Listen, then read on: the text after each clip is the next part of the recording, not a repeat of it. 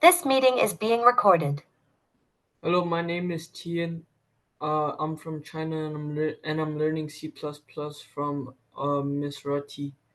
So here it's a simple C++ code regarding arithmetic op- operators. So first you have to include our stream, then using namespace std and int main. Now you have to use brackets and then include all of your list all of the integers a, b, and the sum. See out, enter the two different numbers, or same any two numbers. Then see in. Then here you have to list the formula.